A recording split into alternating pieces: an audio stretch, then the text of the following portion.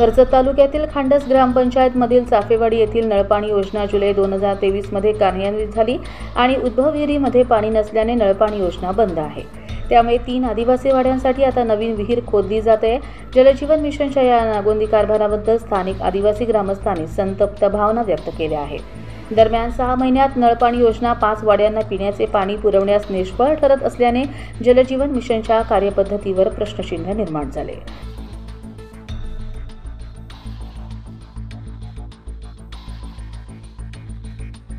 Karjat लाईव्हसाठी Santosh Perne, Karjat.